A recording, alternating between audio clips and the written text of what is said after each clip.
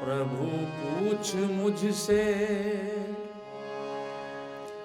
मैं क्या चाहता हूँ। प्रभु पूछ मुझसे मैं क्या चाहता हूँ।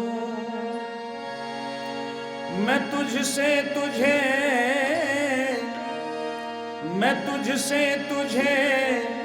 मांगना चाहता हूँ। प्रभु पूछ मुझसे मैं क्या चाहता हूँ। प्रभु पूछ मुझसे मैं क्या चाहता हूँ। मैं तुझसे तुझे मांगना चाहता हूँ। प्रभु पूछ मुझसे मैं क्या चाहता हूँ। मैं तुझसे तुझे मांगना चाहता हूँ। प्रभु पूछ मुझसे।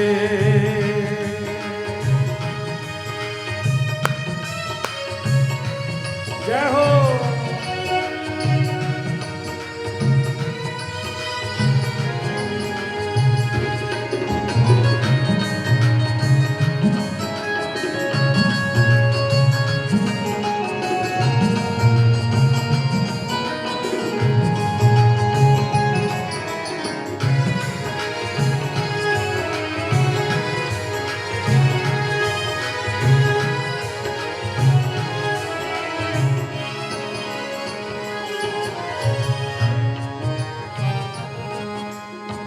मुझे पहनना पीना खाना दिया है।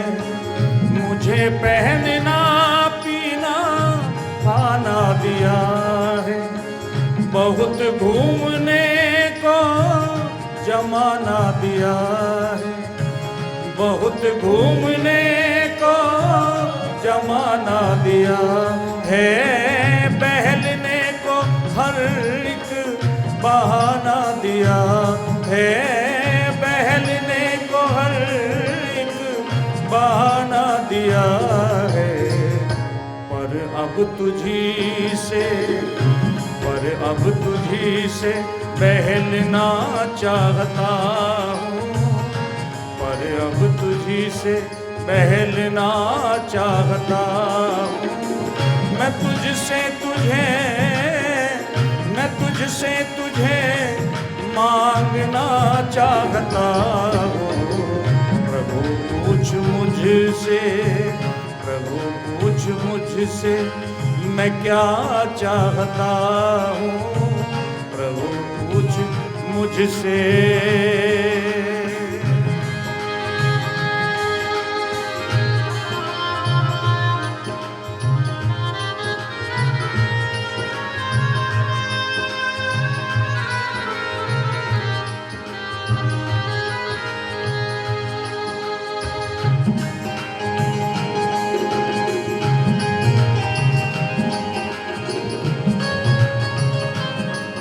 सब गाइए।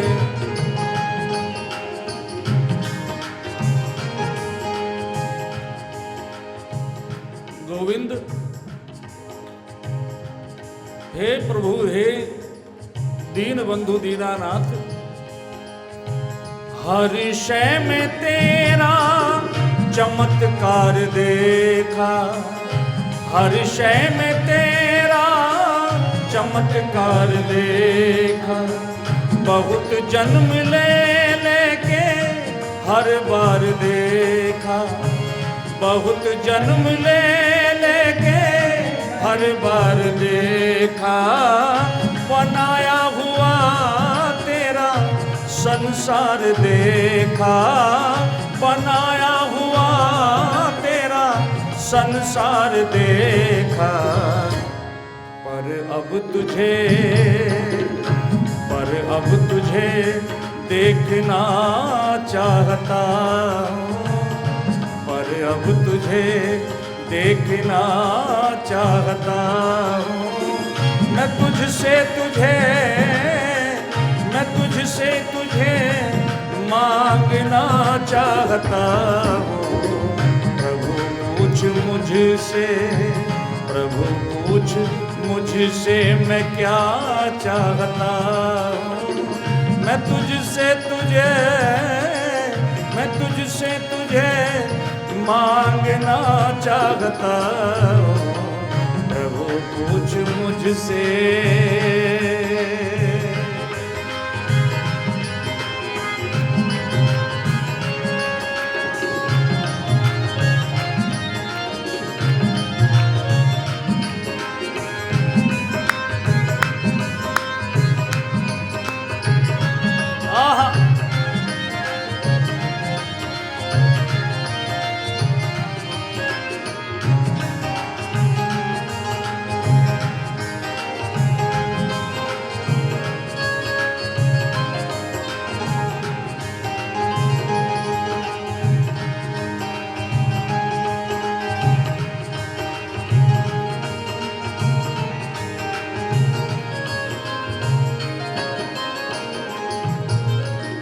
कभी कभी जब एकांत बैठते हो, कभी कभी जब भगवान के सामने जाते हो, तो भगवान से कहा करो, गोविंद तुझे कौन सा भाव गणिका का भाया, तू कौन सा भाव गणिका का भाया, था सदने के तू किस, हाय हाय, तुझे कौन सा भाव गणिका का भाया, तुझे कौन सा भाव गणिका का भाया, था सदने की किस बात पर रहम खाया, था सदने की किस बात पर रहम खाया, आजा मिल के तू किस इशारे पे आया,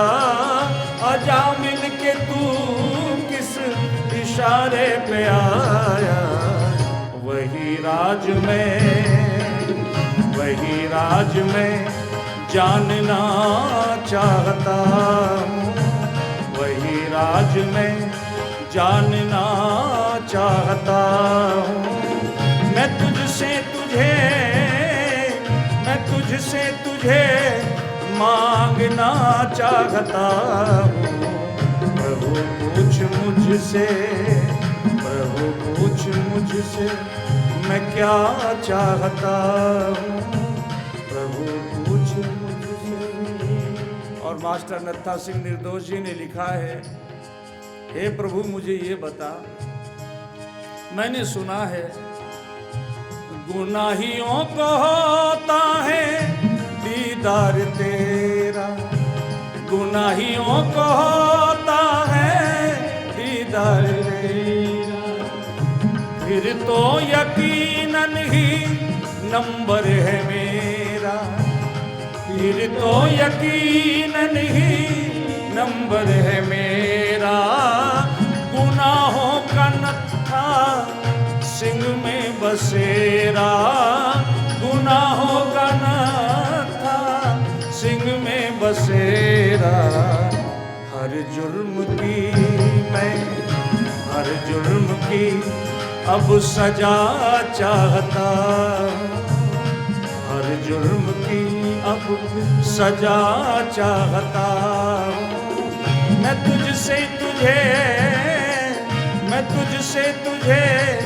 मांगना चाहता, प्रभु पूछ मुझसे, प्रभु पूछ मुझसे क्या चाहता हूँ, प्रभु पूछ मुझसे क्या चाहता हूँ। मैं तुझसे तुझे मांगना चाहता हूँ, प्रभु पूछ मुझसे, प्रभु पूछ मुझसे, प्रभु पूछ मुझसे। भगवान से नहीं, भगवान को मांग लो। माता ने कहा तो मेरे गोद में तब बैठेगा जब मेरे गर्भ में आएगा। राजा की गोद में तो तब बैठेगा। ध्रुव जी महाराज जी ने निश्चय कर लिया, संकल्प कर लिया कि अब तो मुझे उस परम पिता परमात्मा की गोद में ही बैठना है। आहा, मन में लगन हो, भक्ति सघन हो, प्रेम अगन हो तो प्रभु मिल जाते। ध्रुव जी महाराज घर से निकले, मां का आशीर्वाद मिल गया। मां का आशीर्वाद मिला और जब वन की ओर जा रहे थे तो रास्ते में देवऋषि नारद जी का दर्शन हुआ। देवऋषि नारद जी को देख करके ध्रुव जी महाराज जी ने साष्टांग प्रणाम किया। नारद जी का हृदय गदगद हो गया। कितना संस्कारित, कितना संस्कारवान बालक है। नारद जी ने कहा, बेटा तुम किसके पुत्र हो, कहाँ जा रहे हो? ध्रुव जी ने कहा, हम उत्तानपाद राजा के पुत्र हैं, वन में जा रहे हैं। क्यों जा रहे हो? कि भगवान को प्रकट करना है, भगवान से मिलने के लिए जा रहे हैं। नारद जी हंसे और कहने लगे, वन में भगवान, वन में भगवान से मिलोगे? अरे बेटा, वन में भगवान नहीं रहते, वन में तो बब्बर शेर रहते हैं। बब्बर शेर रहते हैं, नाश्ता कर जाएंगे, पता भी नहीं चलेगा तुम्हारा। जाओ, लौट जाओ। बड़े आए भगवान को प्रकट करने वाले। ध्रुव जी ने कहा, नारद जी मेरी मां ने कहा है, मेरी मां ने जो कहा है वो सत्य कहा है। मेरी मां का वचन कभी झूठ नहीं हो सकता। इसलिए मां कहती है समस्त संसार में परमात्मा है, तो देवऋषि नारद, शेर में भी परमात्मा है, वो तो सर्वत्र है।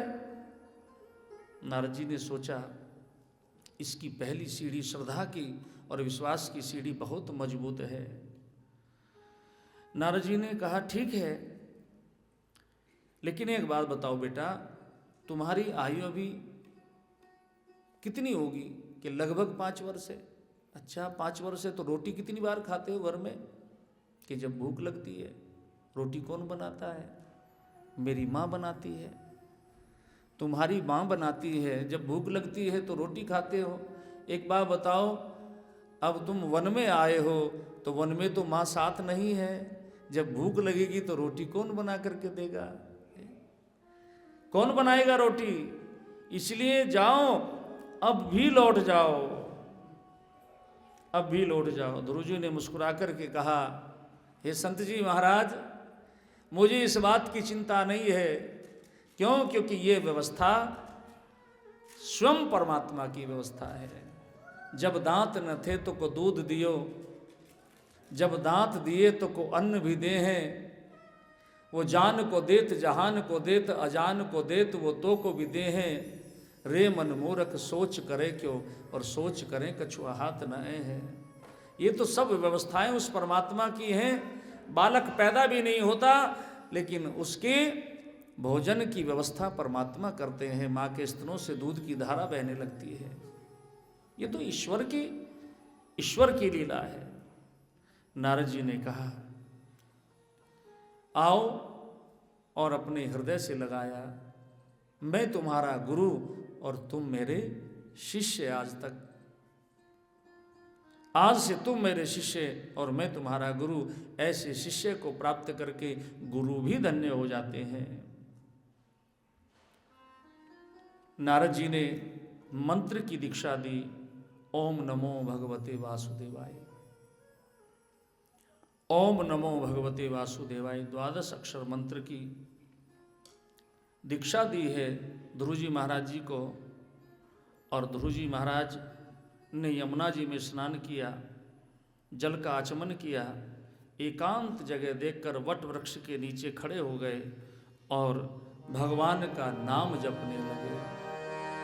ओम नमो भगवते वासुदेवाय। ओम नमो भगवते वासुदेवाय। ओम नमो भगवते वासुदेवाय। ओम नमो भगवते वासुदेवाय। बोलो ओम नमो भगवते वासुदेवाय। ओम नमो भगवते वासुदेवाय। जय जय। गुरुजी महाराज वट वृक्ष के नीचे खड़े हो जाते हैं और मंत्र का जाप करने लगे। गुरुजी महाराज जी का भजन चल रहा है। पहला महीना गुरुजी महाराज 3 दिन तक कुछ नहीं खाते।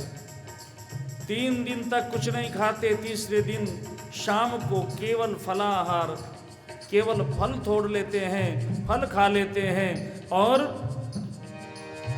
फिर भगवान का भजन करने लगते हैं।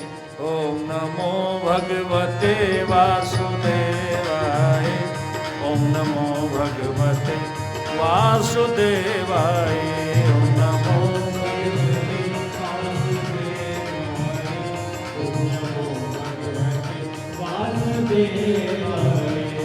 जब ध्रुवजी महाराज जी के भजन का दूसरा महीना चालू हुआ तो ध्रुवजी महाराज जी 6 दिन तक कुछ नहीं खाते और 6वें दिन शाम को केवल पत्ते तोड़ करके खा लेते हैं और भजन चल रहा है अखंड। ऐसे ही ध्रुवजी महाराज जब तीसरा महीना आरंभ हुआ तो 9 दिन तक कुछ नहीं खाते। 9 दिन में केवल पानी पी करके रहते हैं। भजन का चौथा महीना आरंभ हुआ। ध्रुवजी महाराज 12 दिन तक कुछ नहीं खाते। 12वें दिन केवल वायु पी करके रह जाते हैं और गाते हैं ओम नमो भगवते वासुदेवाय। ओम नमो भगवते वासुदेवाय। ओम नमो ओम नमो भगवते वासुदेवाय। ध्रुवजी महाराज जी के भजन का 5वां महीना शुरू हुआ तो ध्रुवजी महाराज जी ने अपने श्वास को रोक लिया। धीरे धीरे ब्रह्मांड में जाकर के श्वास रुक गया, प्राण अवरुद्ध हो गया, एकदम सन्नाटा छा गया और ध्रुवजी के हृदय में नारायण भगवान का प्राकट्य हो गया। बोले ध्रुवजी महाराज की। एक पैर पर ध्रुवजी महाराज खड़े हैं। ध्रुवजी ने जैसे ही अपने श्वास को रोका, प्राण वायु को रोका तो जितने भी देवता हैं उन सबका प्राण अवरुद्ध हो गया, सबका श्वास रुक गया। देवता सब घबराए, ब्रह्मा के पास आए, बोले भगवन हम श्वास नहीं ले पा रहे हैं, प्राण अवरुद्ध हो गए, बचाओ भगवन बचाओ। ब्रह्मा बोले आप कह रहे हो यही हाल मेरा भी है, मुझे भी श्वास नहीं आ रहा है, मुझे भी बहुत कष्ट हो रहा है। सब रोते रोते नारायण भगवान के पास गए, हमें बचाइए भगवान, हमें बचाओ, हे प्रभु हमें बचाओ, क्या हुआ, हमारे प्राण अवरुद्ध क्यों हो गए, हम नहीं जानते। मेरे प्रभु ने कहा, नारायण भगवान ने कहा डरो नहीं, डरो नहीं, मेरा नन्हा सा भक्त मेरी समाधि में है, वो इतना ध्यानस्थ हो गया है, इतना ध्यान मग्न हो गया है कि उसका प्राण अवरुद्ध हो गया। अभी मैं जाकर उसे दर्शन देता हूँ, जब मैं उसे दर्शन दूंगा तो आपका श्वास चलने लगेगा। बोलो जय श्री कृष्ण, एक बार बोलो जय श्री कृष्ण। भगवान ने गरुड़ को तैयार किया, भगवान जी ने गरुड़ को तैयार किया और श्री हरि नारायण ध्रुवजी महाराज जी को दर्शन देने चले। भगवान दर्शन देने चले हैं। अब विचार करना पड़ेगा, क्या ध्रुवजी को भगवान दर्शन देने जा रहे हैं या फिर अपने भक्त का दर्शन करने जा रहे हैं। भगवान सच तो यह है कि प्रभु अपने भक्त का दर्शन करने जा रहे हैं। गोविंद चले, ध्रुव जी महाराज जी को दर्शन दे रहे हैं।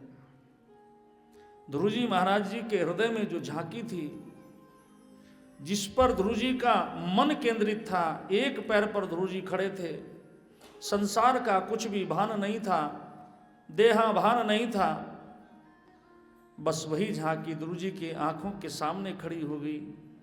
जैसे ही आंखों के सामने झांकी खड़ी हुई, ध्रुव जी महाराज घबराए, हड़बड़ा करके आंखें खोलकर देखा, वही नारायण भगवान सामने खड़े। बोलो नारायण भगवान की। नारायण भगवान सामने खड़े हैं। जैसे ही भगवान का दर्शन हुआ तो उनका प्राण संचरित हुआ और समस्त देवी देवताओं के प्राण भी संचरित हो गए। आदरणीय सुखदेव महाराज कहते हैं, परीक्षित, इस सुंदर झांकी का दर्शन करो।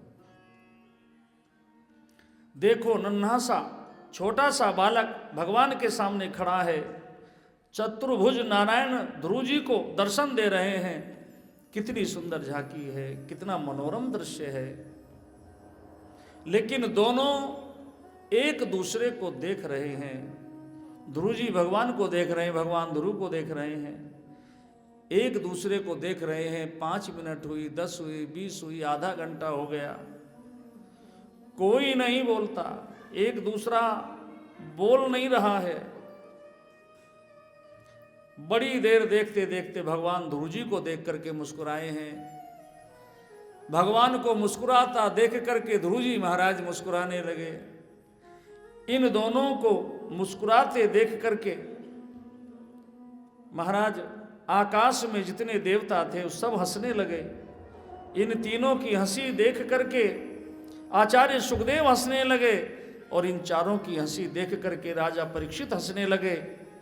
अब इन पांचों की हंसी को देख करके जितने ऋषि मुनि महात्मा सब श्रोतागण थे, सुखताल की पावन भूमि में गंगा जी के तट पर सब हंसने लगे। परीक्षित बोले, प्रभु बड़े कृपालु हैं, भगवान इसलिए हंसे, देखो मेरे इस भोले भंडारी नन्हे से भक्त को मैं इतनी देर से देख रहा हूं, ये कुछ बोलता नहीं है, ये कुछ मांगता नहीं है। ध्रुव जी इसलिए हंस रहे हैं, प्रभु जब आप मिल गए हैं तो अब मैं आपसे क्या मांगूं, और फिर मुझे मांगना आता भी नहीं। देवता इसलिए हंस रहे हैं कि अगर ये अवसर हमें मिल गया होता ना तो इतना लंबा मांग पत्र तैयार करते कि भगवान देते देते थक जाते। आचार्य सुखदेव इसलिए हंस रहे हैं, कह रहे जब भगवान स्वयं मिल गए तो फिर मांगने की आवश्यकता क्या है। और परीक्षित इसलिए हंस रहे हैं कि गुरुदेव आपने मुझे इसे सुंदर मनोरम झांकी का दर्शन कराया। आप जैसा गुरुदेव जिसे मिल जाए उसकी मुक्ति को कौन रोक सकता है। ध्रुव जी बोलना चाहते हैं पर बोलना आता नहीं है। तो भगवान नारायण भगवान ने कृपा करके अपने शंख को ध्रुव जी के गाल से छुआया और समस्त वेद वेदांत का ज्ञान ध्रुव जी महाराज जी को हो गया। क्यों? क्योंकि जब तक प्रभु की कृपा नहीं होती, मूकम करोति वाचालम पंगु लंघयते गिरिम यत् कृपा तम हम वंदे परमानंद माधवम। भगवान की कृपा, प्रभु की कृपा होनी चाहिए।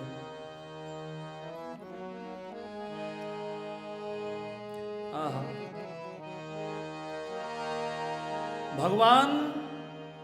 भगवान मिल जाए, भगवान कृपा कर दे तो बंदे को फिर किसी चीज की कमी रहती नहीं है।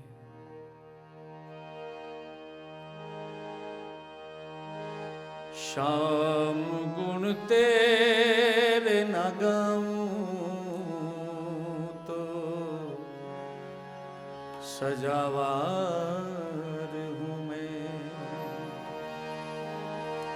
तुझको अपना न बनाऊं तो सजावार हूं मैं।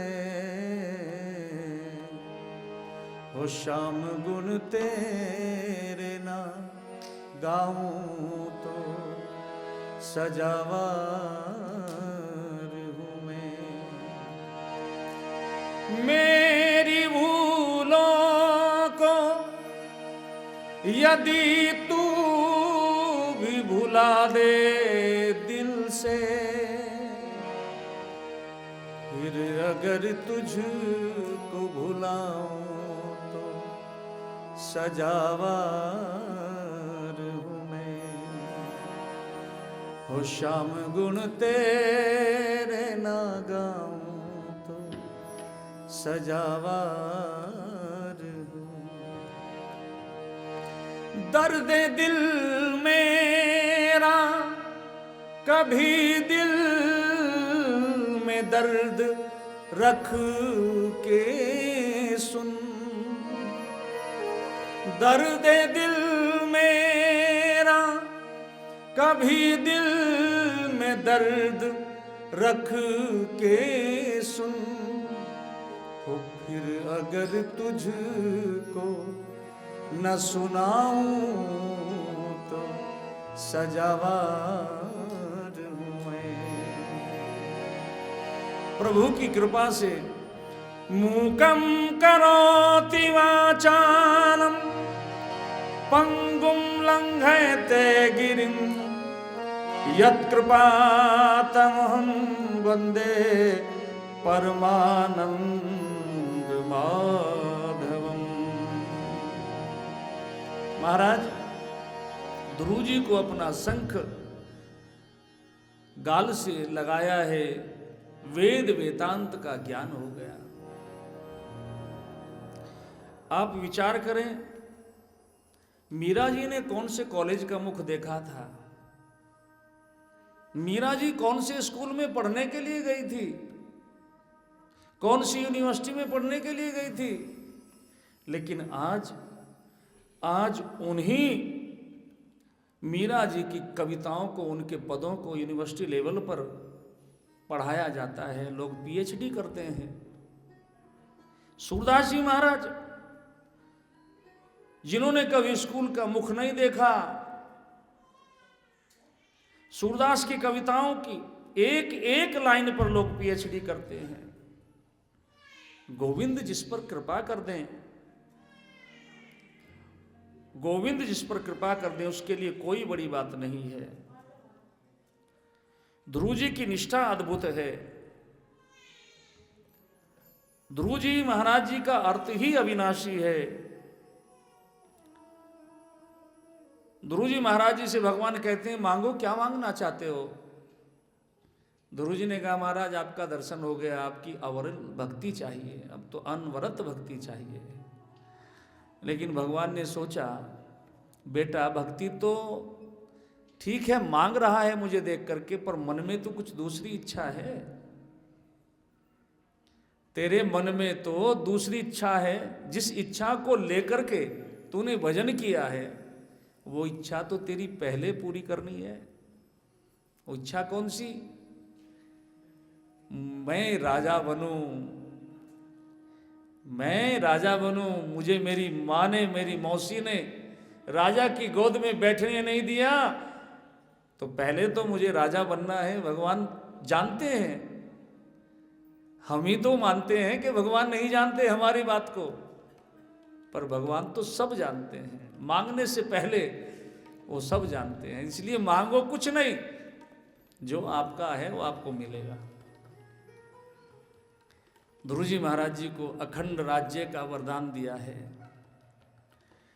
ध्रुव जी महाराज वापस आए, उत्तानपाद ने समय देख करके ध्रुव जी महाराज जी को सिंहासन पर स्थापित किया, राज्याभिषेक किया।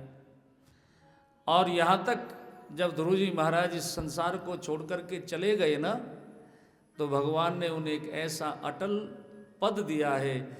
आज भी ध्रुव जी महाराज जीवित हैं। आज भी ध्रुव जी महाराज का स्थान, उन्हें एक सितारे के रूप में भगवान ने स्थापित कर दिया। आप देखते होंगे कभी उत्तर में ध्रुव तारे के नाम से, और उनसे नीचे 2 तारे और हैं छोटे छोटे, वो उनके माता पिता कहे जाते हैं।